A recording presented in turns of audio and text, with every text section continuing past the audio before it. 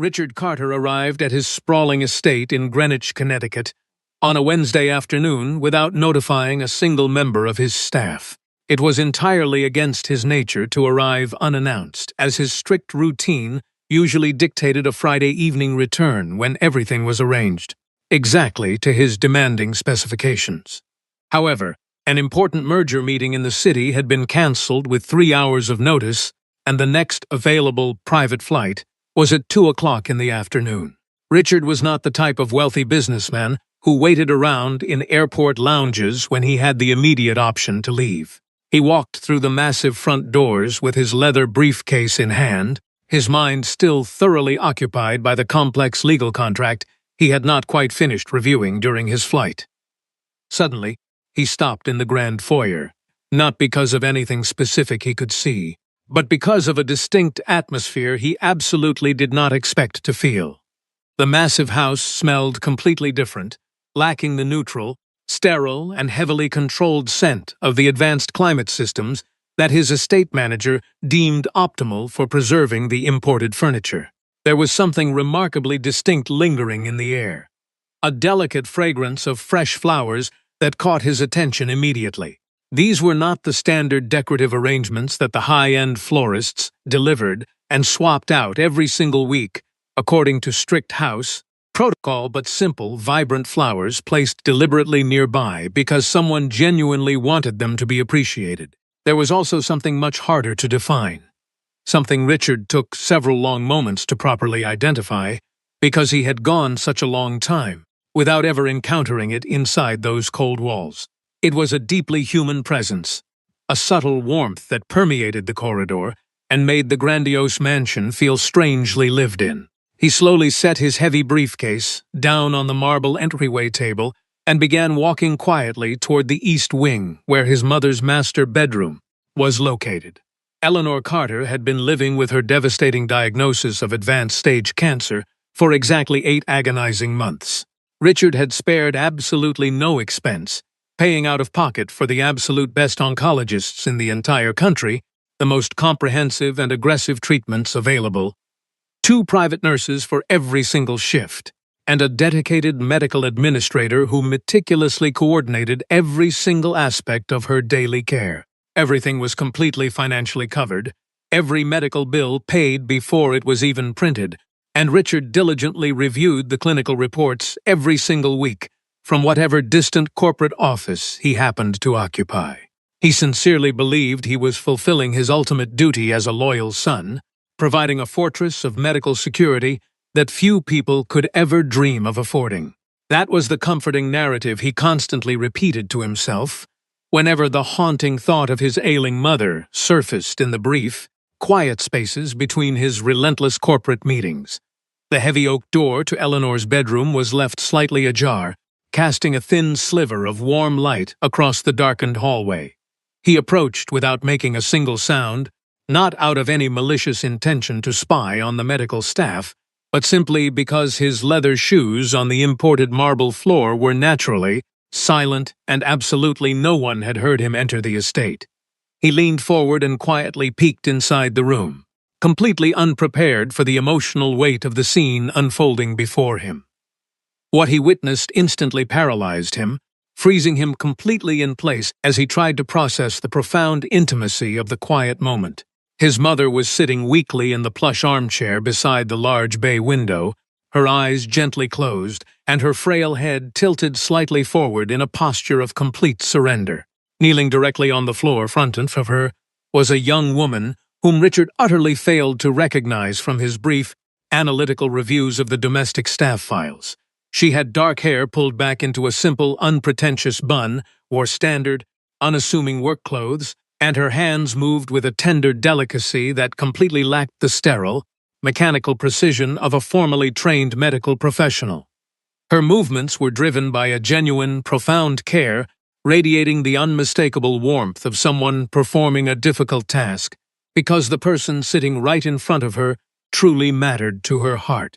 The young woman was carefully shaving his mother's head, gently guiding the humming clipper over the scalp. The very last stubborn strands of silver hair that had miraculously survived the brutal rounds of chemotherapy were now falling slowly and silently to the floor. Richard carefully studied the young woman's face and was shocked to realize that she was crying in absolute silence. It was not the loud, ostentatious weeping of someone who desperately wanted their grief to be witnessed and validated by others, but the quiet, devastating sorrow of a person feeling an emotion so profound they could neither contain it nor allow it to become a disruptive scene. And his mother, Eleanor, who for the past several months had worn a constant expression that Richard strictly associated with the grim resignation of someone accepting permanent agony, now had her eyes softly closed with an aura of absolute peace radiating from her tired face. She was gently holding the young woman's slender wrist with her frail hand, not as a restraint to keep her from pulling away, but as a tender reassurance. She was holding her in the exact way someone holds another soul, so they both know, without a single spoken word, that they are supporting one another through the darkest of times. Richard did not push the door open, nor did he utter a single syllable to interrupt the sacred quietness of the room. He stood frozen in the wooden doorframe for a span of time he could not possibly measure, silently observing a raw emotional exchange he had absolutely no idea how to properly articulate. The scene produced a heavy, sinking sensation in the very center of his chest, an ache he failed to categorize because it was vastly more uncomfortable and confronting than simple tenderness. It was the crushing realization that what he was witnessing was a pure comfort he had completely failed to provide, and that all the millions of dollars he had spent organizing her care from a safe distance had never produced a single moment like this. In that sunlit room, surrounded by cheap fresh flowers, the scent of ginger tea, and the gentle hands of a total stranger, his mother possessed a quiet grace that his lucrative corporate contracts could never hope to purchase. He slowly backed away from the door, retreating quietly down the long corridor until he reached the sterile isolation of his expansive home office. He collapsed into the leather chair behind his massive oak desk and reflexively opened his silver laptop, driven by the automatic, desperate need to engage in a concrete task when his internal emotions lacked any concrete shape. However, he did not read a single word of the complex financial documents illuminating the bright screen. He simply sat there staring blankly, his mind endlessly replaying the vivid image of his ailing mother and the weeping young woman, specifically fixating on Eleanor's frail hand resting so tenderly over that small wrist. He dug deep into his memory, frantically trying to remember the very last time he had genuinely sat down and held his own mother's hand without glancing at his expensive watch. He could not remember, and the terrifying realization that he could not remember became the heaviest burden he had ever carried. The following morning, precisely at 8 o'clock, Richard picked up his office telephone and firmly called his estate administrator, Mrs. Parker. He demanded she immediately bring him the comprehensive personnel files and access logs for the entire domestic staff employed at the Greenwich estate. Mrs. Parker produced the thick folder within exactly 20 minutes, moving with the anxious efficiency of a seasoned professional who perfectly anticipates that when the boss uses that specific clipped tone, any delay is absolutely unacceptable. She stood nervously beside the heavy desk as Richard flipped through the pages, quickly explaining the various names, the rotating shifts, and the specific daily responsibilities assigned to each hired worker. When his finger stopped sharply on the name Valerie Cross, Richard raised his hand to stop the administrator's frantic rambling. He looked up with cold, calculating eyes and asked exactly what duties that specific 26-year-old employee was contracted to perform. Mrs. Parker swallowed hard, explaining that Valerie was strictly hired for general household cleaning, specifically maintaining the common areas, the second-floor guest rooms, and coordinating the massive loads of laundry. Richard scanned the employment date, noting she had been officially hired a mere 6 months ago, and immediately instructed Mrs. Parker to summon the young woman to his office at exactly 10 o'clock. Valerie arrived precisely on time, standing in the doorway with the remarkably steady posture of someone who acutely understands they have been called in for a highly difficult conversation. yet has firmly decided beforehand they will not cower or shrink under pressure. Richard stared at her intently from behind his imposing mahogany desk, silently gesturing for her to take the leather seat opposite him. She sat down smoothly, keeping her dark eyes locked firmly onto his, waiting patiently for the inevitable interrogation to begin. Richard leaned forward, clasping his hands together, and coldly informed her that he had observed exactly what she was doing in his mother's private bedroom the previous afternoon. Valerie did not respond immediately. She offered no frantic apologies, displayed absolutely zero nervous guilt, and maintained the incredible calm of someone waiting to hear the complete accusation before deciding how to properly formulate her defense. Richard sternly reminded her that she had been hired exclusively to scrub floors and manage the estate's laundry, not to act as a personal caregiver or assume highly sensitive medical responsibilities that strictly belong to the highly paid, certified nursing staff. Valerie nodded slowly, stating clearly that she perfectly understood his words and his authoritative position. However, she respectfully yet firmly requested his permission to explain exactly what she'd had personally witnessed happening in that massive, lonely house over the past several months. Richard offered no verbal response, which Valerie astutely interpreted as a silent permission to speak her mind freely. She explained, her voice steady and unyielding, that Eleanor had spent 3 agonizing nights soaked in feverish sweat, without a single person bothering to change her damp bed sheets. Valerie vividly recounted how, on one particularly terrible night, Eleanor had become violently ill, and Valerie had desperately called the assigned private nurse 4 separate times before anyone finally bothered to show up, leaving an elderly, terrified woman entirely alone in the dark for 40 excruciating minutes.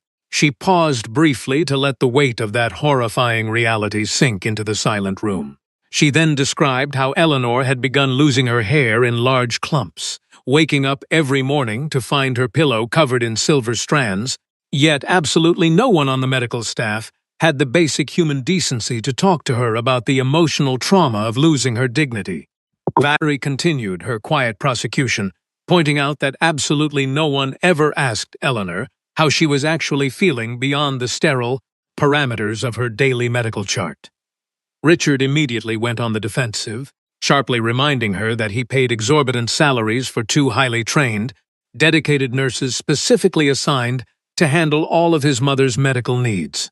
Valerie calmly acknowledged that the nurses adequately performed their clinical duties, but she profoundly emphasized that sterile medical monitoring and genuine human companionship were 2 vastly different things that could never truly replace one another. She stated that Eleanor did not merely need a professional listening to her blood pressure. She desperately needed a human being to sit with her, hold her hand, and acknowledge her overwhelming fear. Richard stared at her, profoundly struck by her precise, unadorned honesty that completely lacked the defensive insolence typical of an employee caught overstepping their boundaries. Richard rigidly maintained his corporate authority, sternly telling her that despite her emotional justifications, providing companionship was absolutely not her assigned responsibility. Valerie did not flinch, softly but firmly replying that while it was not her job, it was undeniably necessary for another human being's survival. Just before Richard could launch into another reprimand, the heavy office door swung open to reveal Eleanor, sitting weakly in her expensive wheelchair. She was being pushed by a visibly annoyed daytime nurse, who looked as though she desperately wished to be anywhere else on the estate at that moment. Eleanor rolled into the center of the spacious office, wearing the unmistakable, fiercely determined expression of a mother who had quietly listened to more than enough of the harsh argument echoing from the marble hallway. Richard stood up immediately, his authoritative demeanor faltering as he asked his mother if she needed immediate medical assistance. Eleanor raised a frail, trembling hand, silencing her powerful son, with a voice that had tragically lost its physical volume to the cancer, but had retained every single ounce of its terrifying maternal authority. She looked Richard directly in the eyes and firmly declared that the young cleaning girl sitting before him was the absolute only person in that massive, empty mansion who had treated her like a living, breathing human being in the past 8 months. When Richard foolishly attempted to bring up the expensive medical team he provided, Eleanor sharply cut him off, angrily forbidding him from mentioning the useless clinical staff ever again. She confessed that her body constantly ached, her hair was falling out, she was paralyzed by terror every single night, and sometimes she just desperately needed someone to sit closely beside her and acknowledge her existence. She took a deep, rattling breath, pointing a shaking finger at Richard, stating that while Valerie actually sat with her in the darkness, he merely sent emails from across the country. The heavy silence that instantly flooded the office carried the crushing, specific gravity of undeniable truths that simply cannot be debated because of their devastating accuracy.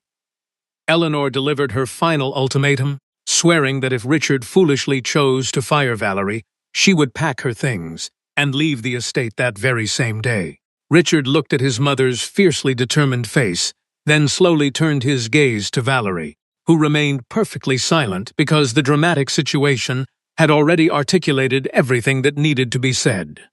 Defeated, Richard quietly announced that absolutely no one would be going anywhere, using the tired voice of a man who definitively knows he has lost the argument and wisely chooses not to prolong his total surrender.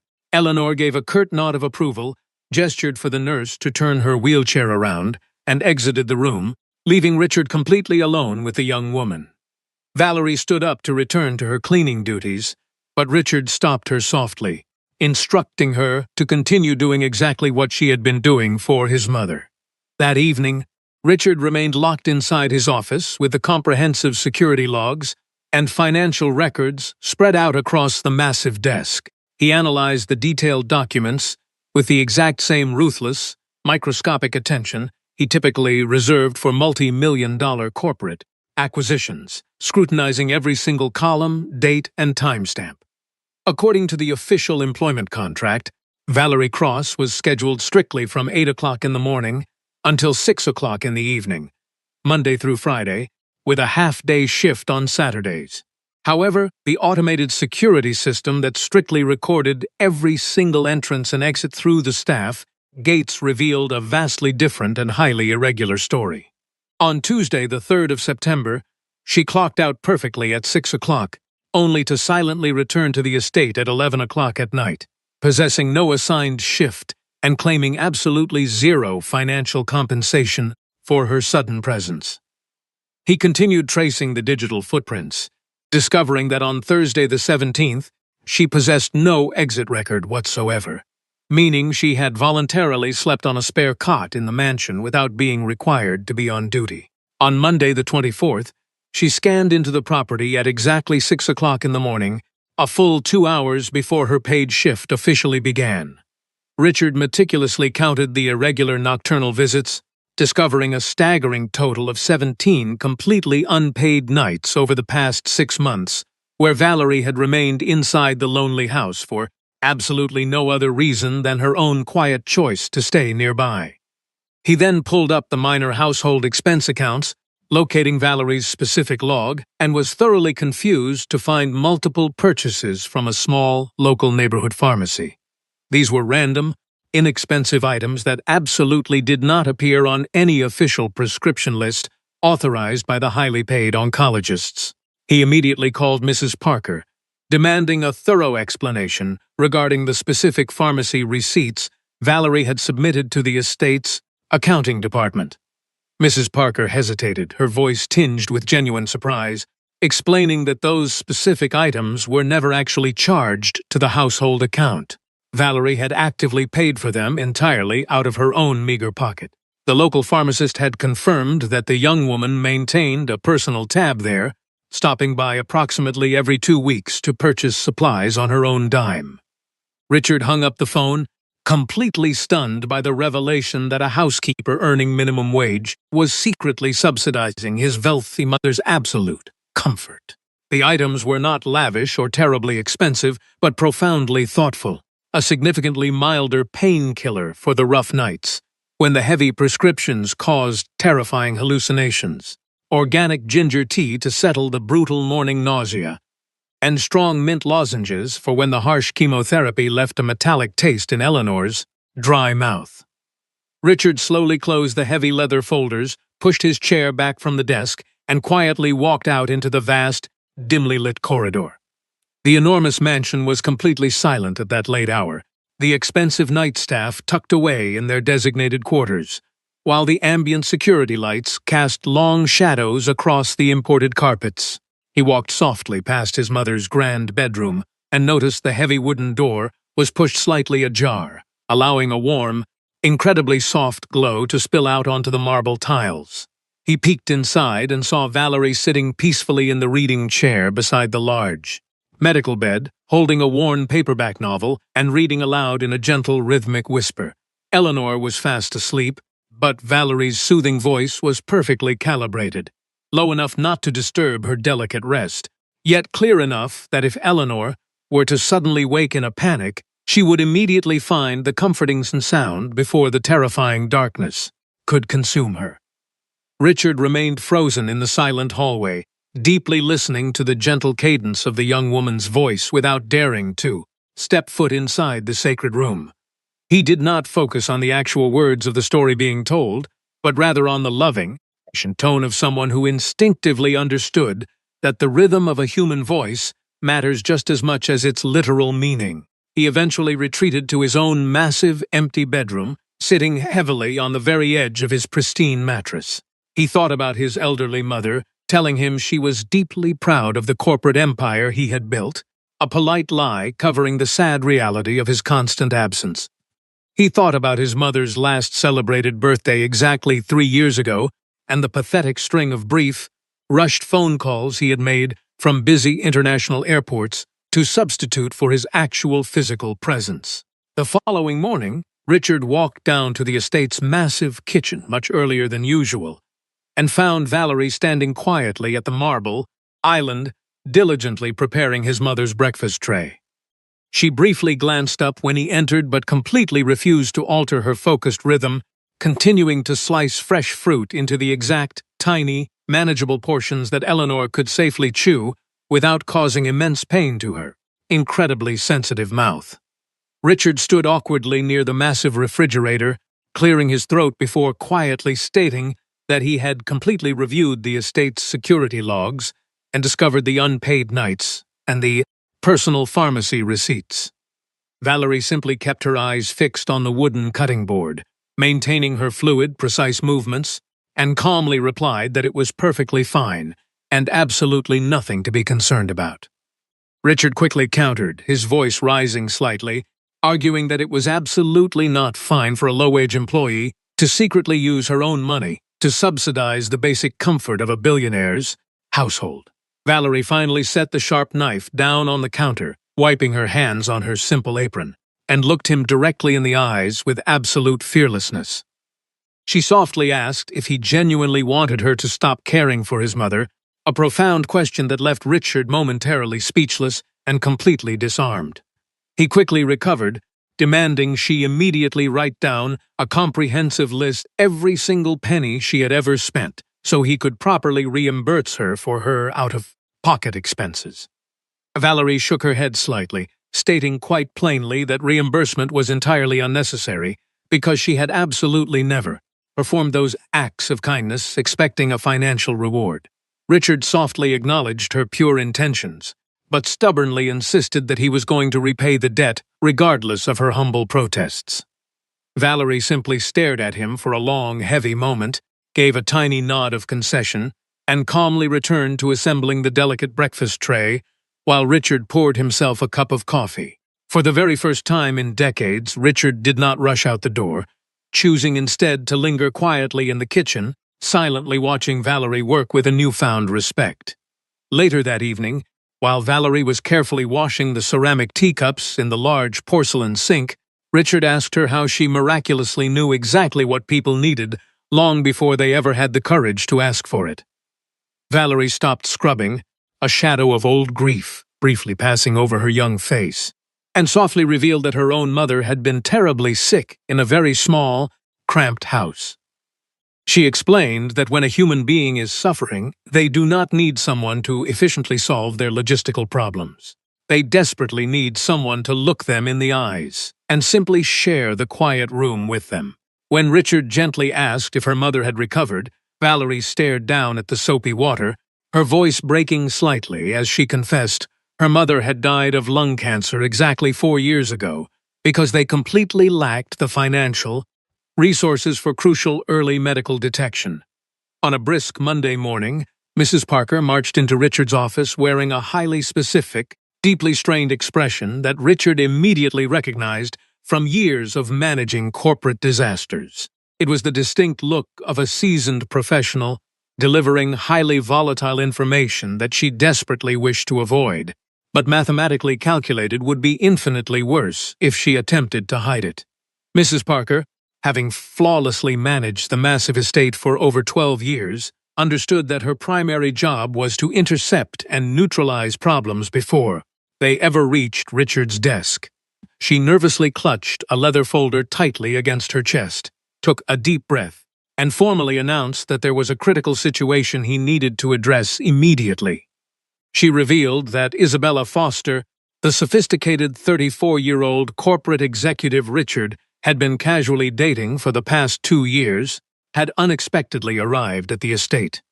Richard's face remained a completely unreadable mask, displaying absolutely no emotion regarding the sudden arrival of the woman who shared his elite social circles, but very little of his actual heart. Their convenient relationship was entirely built on mutual professional benefits, expensive dinner dates, and the comfortable, shallow agreement of two incredibly busy people who simply lacked any urgent reason to break things off. He coldly asked his administrator exactly what the problem was, and Mrs.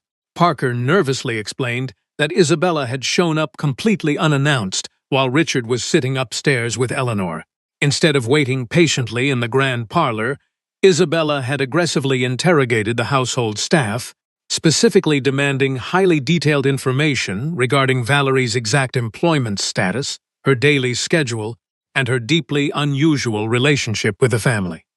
Isabella had even cornered the daytime nurse, angrily demanding to know why a common cleaning girl was actively sleeping in the mansion 17 nights a month without an assigned shift. Richard found Isabella pacing angrily on the sweeping stone terrace, overlooking the massive manicured gardens, holding an untouched cup of expensive espresso and exuding the aggressive posture of someone preparing for a brutal corporate negotiation. He calmly walked outside, ignoring her hostile glare, and quietly asked why she had chosen to barge into his mother's home completely unannounced, instead of simply calling his private cell phone.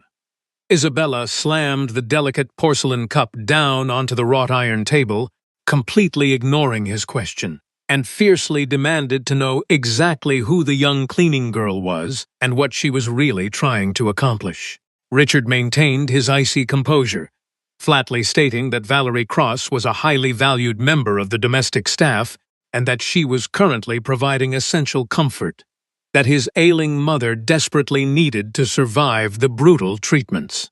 Isabella scoffed loudly, her voice dripping with venomous condescension, asserting that minimum-wage employees absolutely do not sleep in their employer's mansion for 17 unpaid nights simply out of the goodness of their hearts.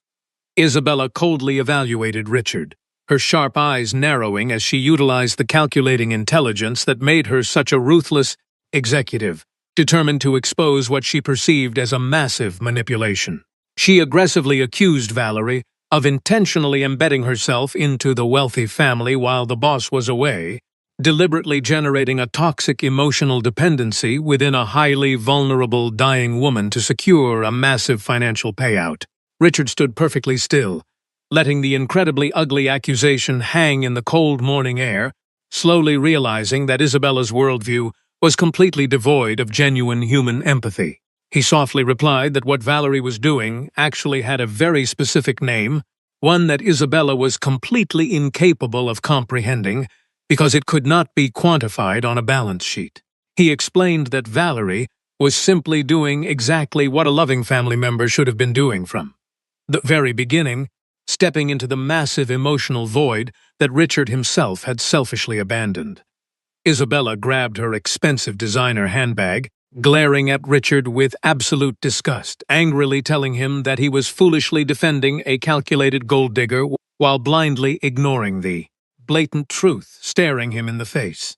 She viciously reminded him that Valerie was absolutely nothing more than a contracted maid who had inappropriately decided to occupy incredibly intimate family spaces that absolutely did not belong to her. Richard remained completely silent for a long moment, his mind flooding with vivid memories of Valerie weeping silently while shaving his mother's head and the tragic story of a poor woman dying of lung cancer in a tiny underfunded house. He looked at Isabella, realizing she had visited the sprawling estate exactly 4 times in the past 8 months, and had never managed to spend more than 20 minutes sitting inside Eleanor's room. He finally broke the silence, his voice dropping to a terrifyingly calm register, and firmly declared that Valerie currently occupied the exact space she truly deserved, precisely because absolutely no one else had bothered to show up. Isabella fiercely slung her heavy bag over her shoulder, issuing a final, cold ultimatum, demanding he call her only when he finally decided what was truly important in his life, and stormed off the terrace without waiting for his response. Richard stood completely alone, overlooking the vibrant gardens, utterly shocked to discover he felt absolutely zero regret, missing none of the expected guilt or panic that typically accompanies the abrupt end of a long relationship.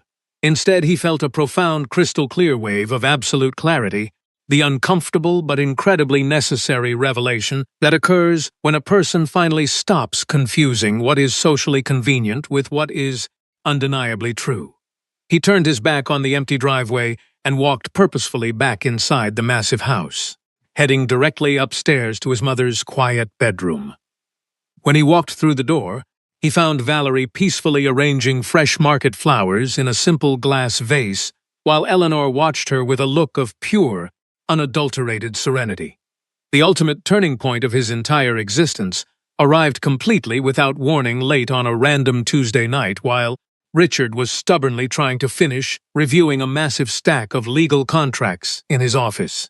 He suddenly heard a terrifying, muffled thud echoing through the ceiling from the floor above, followed by a brief second of dead silence, and then Valerie's voice desperately screaming for the on-call medical team. Richard abandoned his paperwork, sprinting up the grand staircase and bursting into his mother's bedroom in less than 20 seconds, his heart hammering wildly against his ribs. Eleanor was completely collapsed on the hardwood floor beside her expensive medical bed, having foolishly attempted to walk to the bathroom, alone in the dark, only to have her weakened legs completely betray her.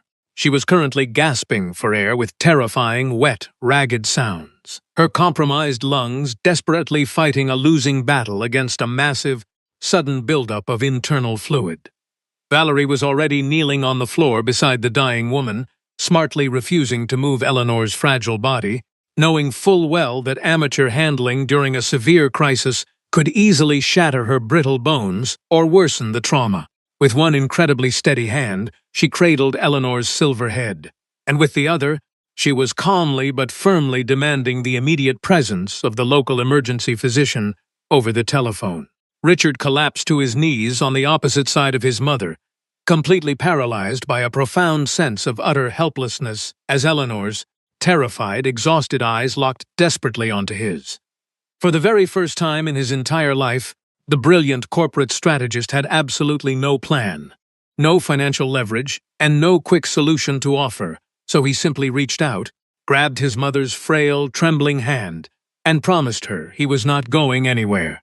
The frantic emergency physician arrived at the Greenwich estate in exactly 8 minutes, largely because Valerie had been incredibly precise and absolutely relentless on the telephone regarding the severe respiratory failure occurring in the bedroom. For the next agonizing hour, Richard refused to leave the crowded room, pinning himself tightly to the corner wall as the highly trained medical team frantically pumped heavy diuretics and supplemental oxygen into Eleanor's failing system. Once the terrifying crisis finally passed and Eleanor was safely stabilized back in her bed, the doctor quietly explained that the massive fluid buildup in her lungs was a stark, undeniable indicator of the rapid decline they had all been dreading.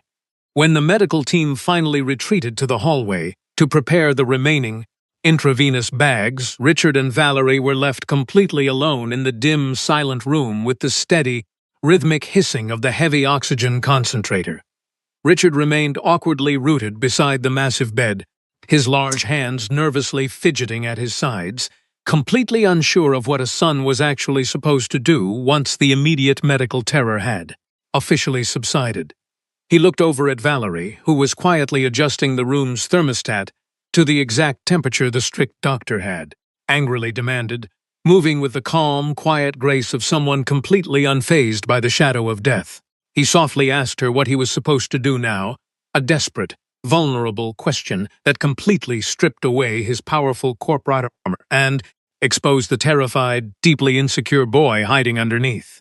Valerie did not mock his profound ignorance, nor did she attempt to offer hollow, meaningless platitudes. She simply pulled a heavy wooden chair right up to the very edge of the mattress. She looked him directly in his tired eyes and softly instructed him to just sit down, gently assuring him that simply being there when his mother finally opened her eyes would be more than enough. Richard obediently sank into the wooden chair, staring blankly at the slow, rhythmic rise and fall of his mother's frail chest beneath the heavy white blankets, utterly terrified that every single breath might miraculously be her last. Valerie quietly switched off the harsh overhead lights, leaving only the soft, amber glow of the small reading lamp on the bedside table, transforming the sterile hospital environment back into a warm, intimate sanctuary. Recognizing that Richard was shivering in his thin dress shirt due to the freezing medical temperatures, she quietly retrieved a thick woolen blanket from the massive closet and gently draped it heavily across his broad shoulders without uttering a single word. She then took her familiar place in the chair on the exact opposite side of the bed, folding her hands quietly in her lap, completely prepared to endure the long, terrifying night watch alongside him. They sat together in absolute silence as the heavy oak clock on the bedroom wall slowly ticked past 1 o'clock, then 2 o'clock, and eventually 3 o'clock in the cold, unforgiving morning. At some point during the agonizing, silent vigil, Richard looked down and was completely shocked to realize that his large hand was tightly holding his mother's incredibly fragile, bone-thin fingers beneath the thick blankets. He truly could not remember making the conscious, deliberate decision to reach out and grab her hand. It had simply happened with the pure, undeniable naturalness of a human body finally surrendering its emotional walls. He slowly lifted his heavy, exhausted eyes and looked across the bed at Valerie, who was still wide awake, watching Eleanor with the incredibly deep, patient attention of someone who had survived countless terrifying nights just like this one. He leaned forward slightly, his voice dropping to a harsh, scratchy whisper, and desperately asked Valerie exactly how she had managed to survive this crushing, suffocating nightmare when it was her own mother dying in that tiny house. Valerie remained completely silent for a long, heavy moment, her dark eyes reflecting the soft amber light of the lamp, before brutally and honestly admitting that she had actually handled the entire tragedy incredibly poorly. She confessed that she had been absolutely terrified, completely unguided, and totally overwhelmed by the massive responsibility, but she fiercely maintained that she had absolutely never abandoned her post, remaining completely present until the very bitter end. Richard stared down at his sleeping mother's pale face, tears finally burning the corners of his eyes, and softly confessed to the quiet room that his entire life had been nothing but a pathetic series of cowardly absences. Richard remained at Eleanor's bedside through the night, finally realizing that being present mattered more than any business success he had ever achieved.